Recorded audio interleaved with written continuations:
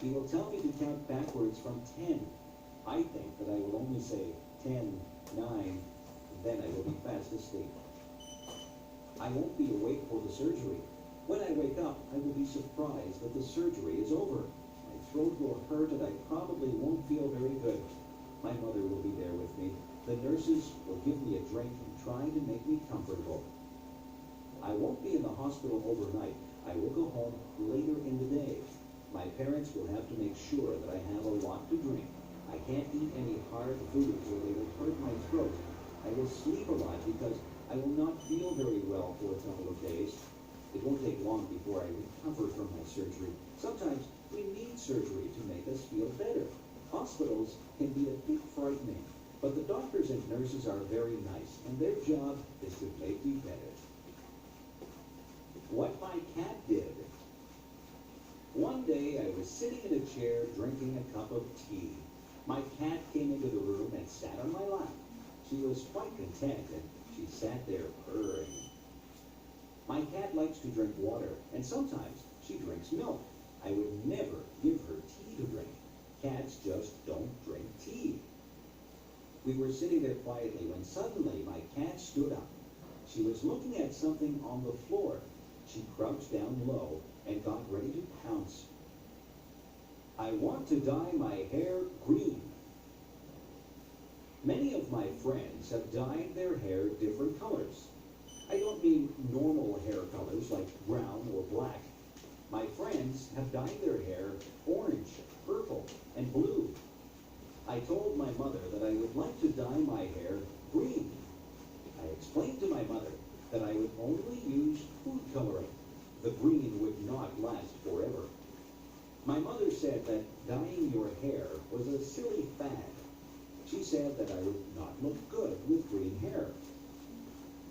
I said that if I couldn't dye my hair green, maybe I could get a nose ring. My mother said no. I said that maybe a tattoo on my arm would be nice. My mother said, no way. My mother said that she did some crazy things when she was a young girl. She said that she used to iron her hair to make it straight.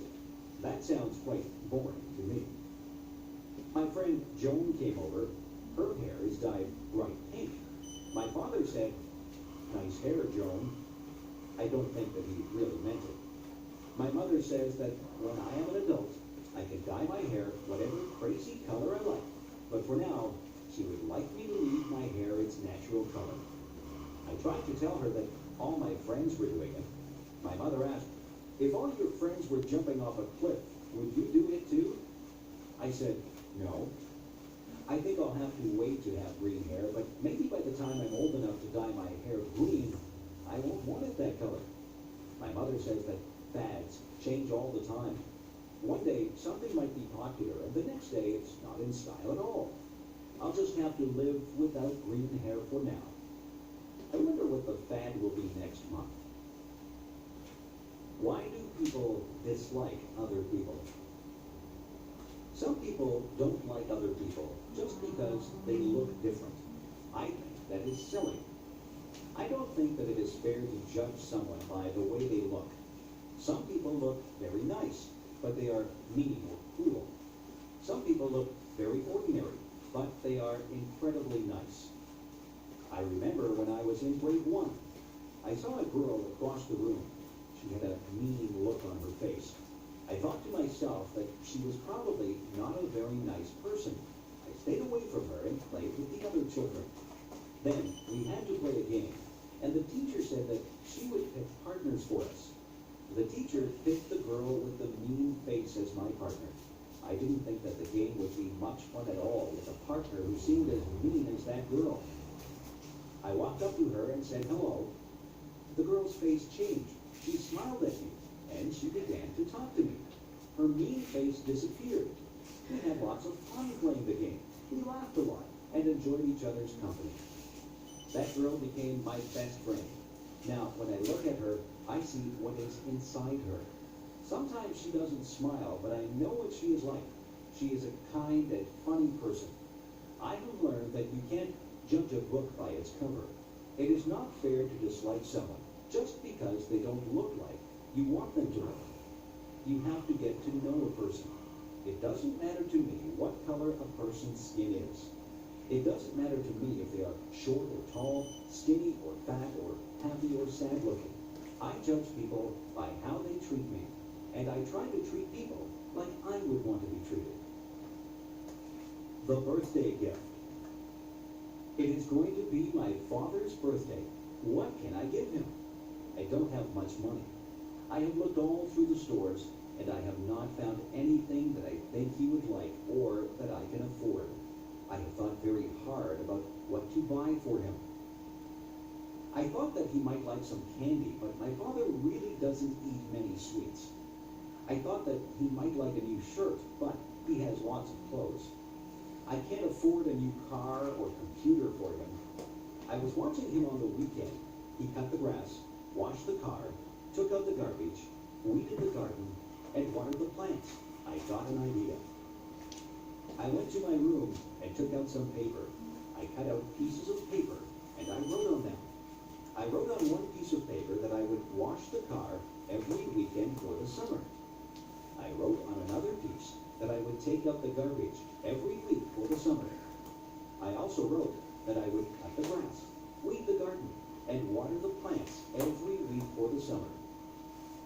I made a birthday card for my dad, and I put the pieces of paper inside it.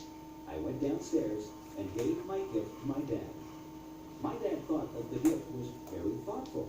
He said that it was a gift from the heart. I did all those things for my dad all summer. He said that he had a lot of free time because I helped him so much. My dad and I are good friends. I don't mind doing things for him because I know that he is always there to help me out. A good gift doesn't have to be something that costs a lot. My dad says that the best gifts are the ones that show how much you care for the other person. I'm glad my dad liked his gift. New Year's Day. On New Year's Day, people start a new year. Many people make resolutions. They resolve to be better people. Some people decide that they will lose weight so that they can be healthier. Some people decide to give up smoking. They also want to be healthier. There are all kinds of resolutions that people make. Some people try not to lose their tempers. Some people say that they will work harder. There are people who try to give up bad habits. Every year, my brother says that he will stop biting his nails. He stops biting his nails in January, but by February, he always starts again. That is the thing about New Year's resolutions. People seldom keep them. Everybody starts out with good intentions, but it is very hard to stick with them. I don't make New Year's resolutions. I find that I just break them. I just work day by day to break my bad habits. I know that I eat too many sweets. Every day, I just try to resist them. I think that every day is a new day, regardless of whether it is New Year's Day or not. Bad habits are hard to break. The best thing is never to start any bad habits. I don't know if my brother will ever stop biting his nails, but I know that each January he intends to stop. Maybe one of these New Year's days, he'll get over that habit. If I could fly, I sometimes imagine what it would be like if I could fly like a bird. Just imagine what it would be like to soar into the sky, flying high above the trees. You could stand on high rooftops and never be afraid of falling. You would see so many things as you flew over rooftops and forests. You would feel incredibly free as you traveled from place to place, not bothered by road signs or traffic jams. If I could fly like a bird, I would start from my backyard and travel through town. I would look down on the houses and factories. When I got tired, I would land in a field and take a nap. I would travel above rivers and follow them as they wound along and emptied into lakes and oceans. I would fly above parks, and I would call out to the children as I flew high above them. I would dip and dive as I flew. I would soar up high and dive down low so that I could almost touch the treetops. Have you ever flown? I know that you can't fly like a bird, but you might have taken an airplane ride. When you're in an airplane, you pass through clouds. It is exciting to take an airplane ride. I love taking airplane flights. I like to look down at the earth. When you're up that high, everything below you looks tiny. That's the closest I'll get to flying like a bird. But I can still use my imagination and spread my wings and soar high above the world just like a bird. What I look for in a friend. What is it that makes somebody your friend? Some people are nice and you have fun with them. Some people are nice to talk to, but they don't become special to you. Some people become very close to you. Those people are the ones who become your good friends. Did you ever wonder why certain people do become your good friends? Friends usually have something in common. Often, friends enjoy doing the same things as each other. Maybe they like the same sports or the same music. Or maybe they can even talk about problems or schoolwork. Friends usually find a common bond. Friends share ideas and listen to each other. Sometimes people who don't have similar interests even become friends. You can learn a lot from a person who likes different things than you.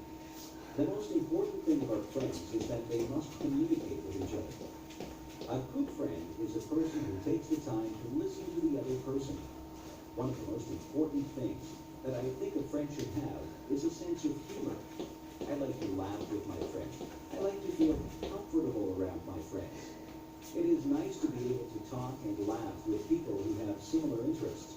It is nice to share things with people and learn about their interests. You become a better person if you are able to learn things from others. Life is a journey. On that journey, you meet many people. Some of those people will change your life. You have to choose your friends with care. A good friend is worth more than all the gold in the world. A good friend will make your journey through life more pleasant. Make friends along the way, and the path through life will be very rewarding.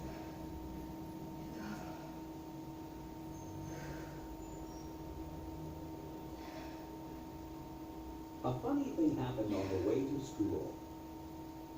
Last Friday, it was very windy. I was walking down the street with my friend John. We were having a difficult time walking against the wind.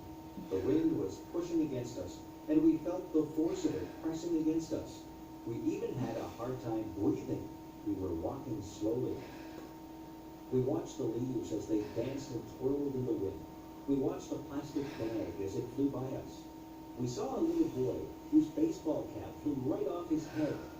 His cap flew along the sidewalk and he had to chase it.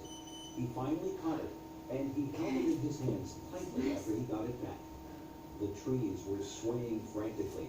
Their branches swished and waved in the wild wind. John and I were hit by flying bits of paper and leaves. We laughed when a garbage can lid rolled along and hit John in the leg. We saw another garbage can rolling along the road as if it was alive. Everything was moving because of the wind. Then the funniest thing happened. I wasn't paying any attention, and a paper bag came flying up the street toward us. It hit me right in the face and covered my whole face. At first, I didn't know what had happened. I was blinded. I couldn't see where I was going. I stopped and held out my hands. When I stopped, the bag fell off my face. I looked at John. He was laughing very hard. He was laughing so hard that tears were rolling down his cheeks. He said that I looked very funny with the brown paper bag stuck to my face. I started to laugh too. We laughed about it all the way to school. John said that he wished he had a camera. He would have taken a picture of me with a bag on my face. Advice. Sometimes my mother gives me advice. She tells me to save my money for a rainy day. She says that I should eat my vegetables if I want to be strong when I grow up. She says that you reap what you sow. I didn't know what that one meant, so I asked her. She said that if you are good to people, they will be good to you. If you do bad things, then bad things will come back to you. My mother is always giving me advice. She says that a penny saved is a penny earned. I am still thinking about that one. Some of these things are difficult to understand. My mother is very wise. She says that she has learned from her mistakes. She tells me that she would like me not to make mistakes, but she says that everyone does make mistakes. The important thing is that we learn from our mistakes. My mother says that nobody is perfect. My mother tells my sister that time is precious. My sister wastes time, and my mother doesn't like that. My mother tells me to be true to myself. She says that I should not follow the crowd. I should listen to my own conscience and do what I think is right. She says that it doesn't matter if you fail at something. The important thing is that you try. If you've done your best, then that is all that matters. I listen to my mother. I think she gives very good advice. My mother has a lot of common sense. I hope I am as wise as she is when I have children of my own. Sometimes I wish that she would not give me so much advice. I think that I know what I'm doing. But in the end, I always remember what she has said, and I try to live. Okay, so that's the first round.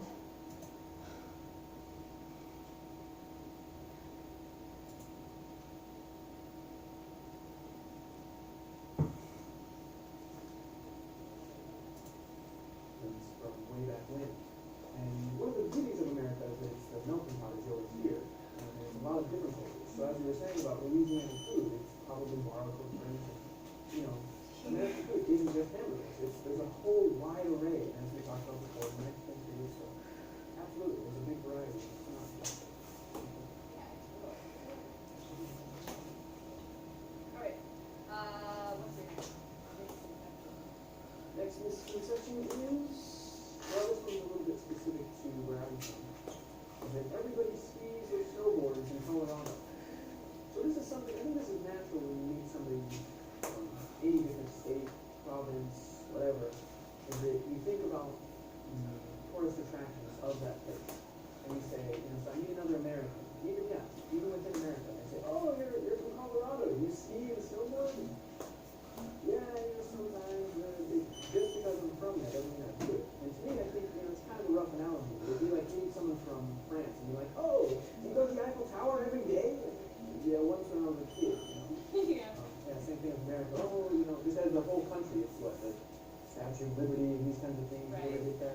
Yeah, every once in a while, or like, I'm from Oregon, so we have like recipes and we culture there, but I'm trying to think of, because when I say that I'm raised in Oregon, if there's something that I do like that, I feel, maybe California maybe more so, like, if you say California, it might be something like, oh, you surf, or you go to the beach, or, I think that it's really easy to kind of make an image, of that state or what that state's people might be like, and then ask a question about that, but I don't think that it's necessarily out of, I don't know, malice to say those things. I think it's just trying to make a connection. Like, oh, I'm familiar to some degree with your state, or I know something about your state. Maybe it's something that we have a conversation about.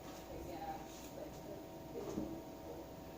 nice to stereotype people based on, you know, where they're from and what you presume they might like to do. I guess it can come off a little irritating. Yeah, I don't mind it because I know that it's good intentions. They're just trying to make a connection. And I do the same thing, that I think of all the musicians or famous actors or actresses from whatever the country they're from, and I'll say, oh, we're just trying to make conversation, so it's not a big deal, but again, it's a stereotype. Just try to relate it and put yourself in the shoes. What course of action and stereotypes are, I believe. Yeah. Oh, I've been there to such a fashion before. Yeah, I've kind of not the same fashion. All right, next one, let's see, the next one that I have, I've heard this now and then. This one that I've heard is Americans all own guns. I've heard this, I don't hear it. Me too. Oh gosh, we both have this one, but this is one that I think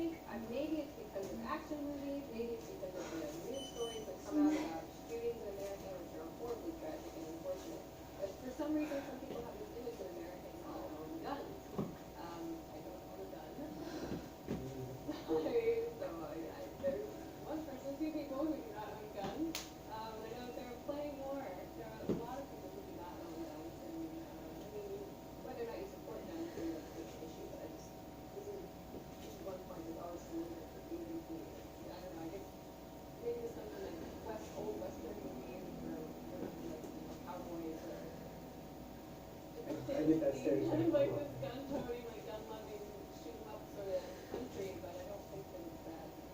I don't think that that's America. Yeah. Well, all of America. There are parts of America, there are some people in America who like guns. Fine, okay, that's what it is. Fine. Yeah, I think the fact that we don't have to kind of like stop and hesitate, it is an issue, you know, it's a hot topic, it's like Second Amendment rights, it's always, people are constantly debating this. But I tell people, I can't think of 5 people, like in all of my friends and family, 5 people, I can't think of 5 who own a gun. You know, there's some people who are like military, something like this, but like private people, that's really not common. Only a handful of people I know that own a gun, and they go out shooting. It's not like a big deal, but it is a hot topic. But I hate this every time. America, cowboy guns. No, I'm not a cowboy, not don't have guns. Have you ever gone shooting? My parents had, you know, clay pigeons? My parents used to do that with their friends. They had, they would just go to a small shooting range and it's just like this little, this big clay. And it was just a sport. It was just a sport. They'd shoot it or they would like fly, what do you call it? Like fling, I guess. They'd throw like this clay pigeon in the air and then he would try to shoot it. It was like a sport. And so my parents had a couple of that, and they sold them for a while. It was very awesome. I fired that a couple times, and I really liked it. It's really uncomfortable. How old were you? I was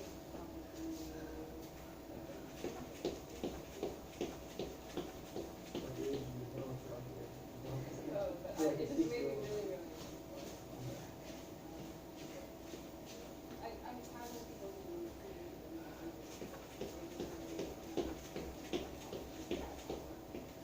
but they can go out hunting every year, and you go out to the deer, and you bring it home, and you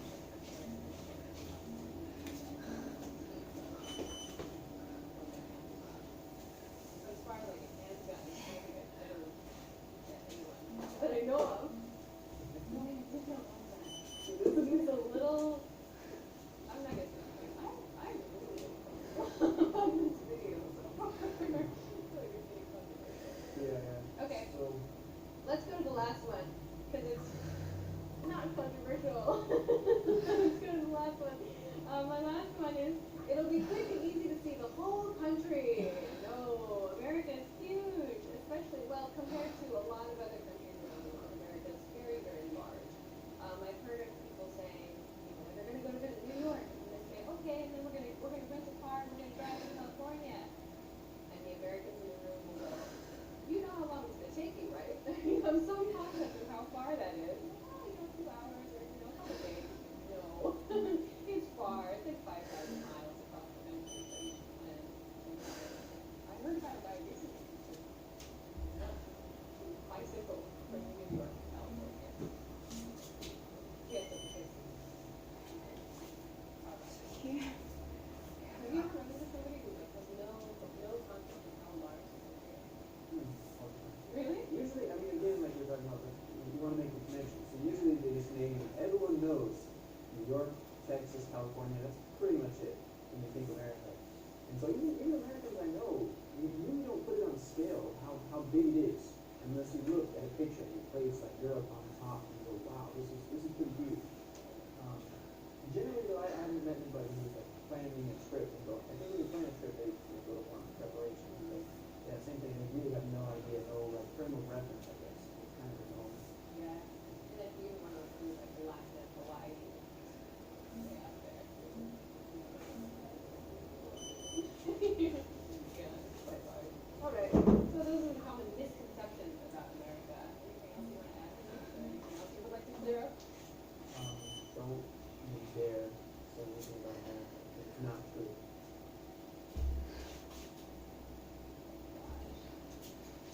Exactly. Those are some misconceptions about America. So maybe we've cleared up a few things about America, or maybe we've only intensified a few of your misconceptions about America. Who knows? But thanks very much for joining us this time. We'll see you again with another fun topic to discuss. Bye. Hi everybody, my name is Alicia, and I'm joined again in the studio by. Michael, hello. And today we're going to be talking about English conversation strategies. So let's get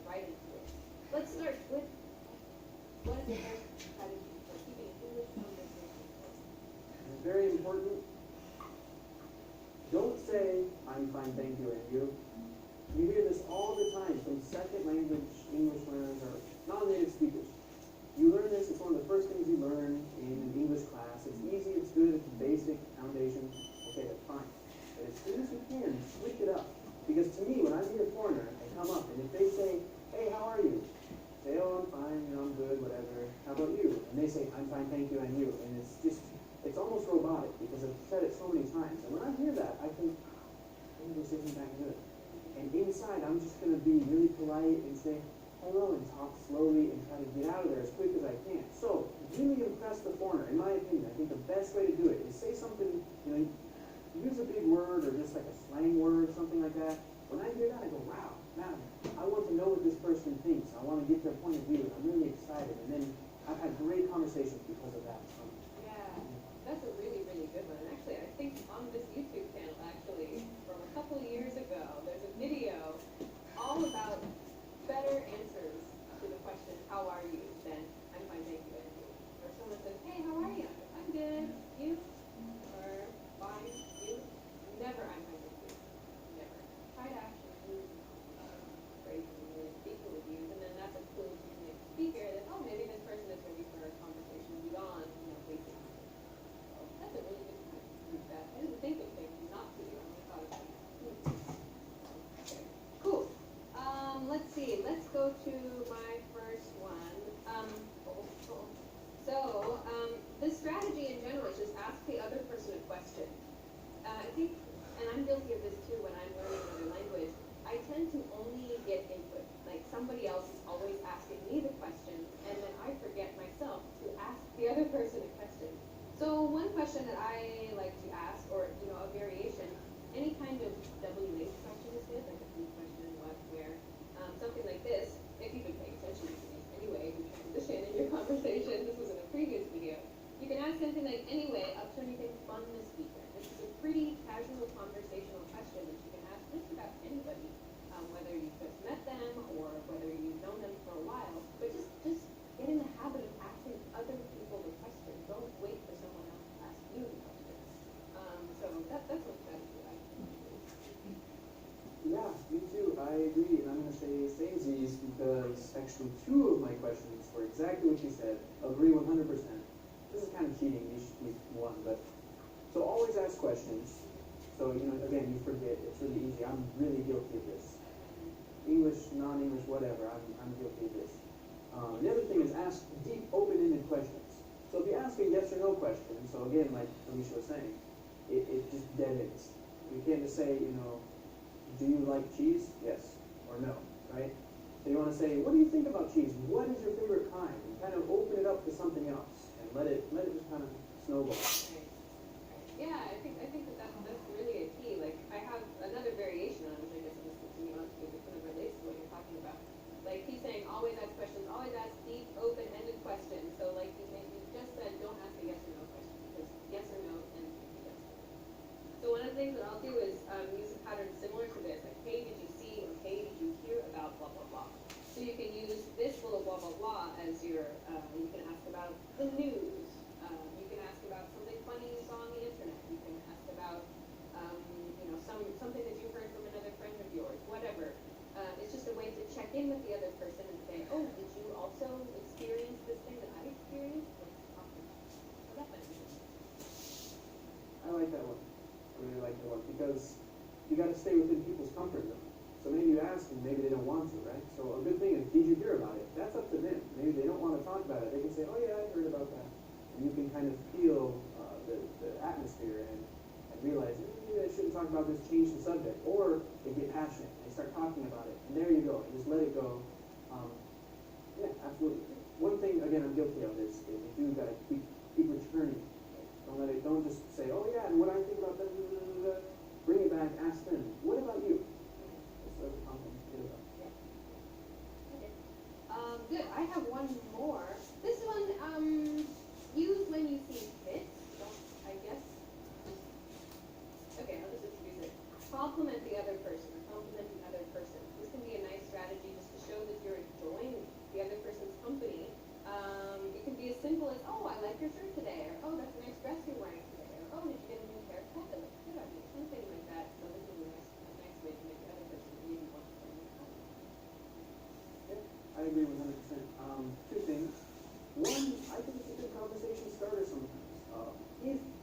you've got to be careful. With a stranger, it can be creepy. It can be a little uncomfortable what you're complimenting, right? But if it's something like if they have a T-shirt and it's a band that you both like, that's a great conversation starter, and you feel, wow, we're connected. You know? Number two, the second thing I was thinking about is that keep it honest. I love a sincere compliment. It really means a lot more, and it really does butter them up, kind of get them open to having more conversations, deeper, that kind of thing. But one of the things people do, which I don't like, is let's say they say, hey, nice shirt. And then the person out of habit will say, oh, you too, I like your shirt too. Just my opinion, I don't think this feels really natural, doesn't really feel sincere. So I would save it, make a mental note and go, I need to return the favor, I need to give them a compliment. But wait until you notice something you really do like and say, hey, actually, I love blah, blah, blah. Yeah, I think that's a great point. When you can sense whether someone is sincere or not. What is your next strategy for continuing English conversation? Well, don't be afraid to open up. I like this one. I think this is good. A lot of people will be kind of shy. They won't open up too much. Again, within your comfort zone. But I like this one because people will return the favor. Because if you're just having small talk and you say, you know, the weather's nice today, blah, blah, blah, you can only go so far. So don't be afraid to say something personal. Again, trust your judgment. Don't be a creeper. Don't go, we don't want to hear certain things about your life. Don't be a creep. Don't be a creep. Don't be weird. And like what you're saying about opening up. Open up is just a phrase that means share something about yourself. So it can be as simple as what you did last weekend or what you're going to do this weekend or a project that you have coming up. It doesn't mean that you have to spill all of your life secrets to the other person, but just showing that you're willing to share something more personal about yourself. Appreciate yourself. Make the other person, help the other person understand you a little bit better. That's a good thing. That's hard to do though. Hard to do this scary. All right, I think that's all. Is that all you have? Yeah, that's all I got. Okay.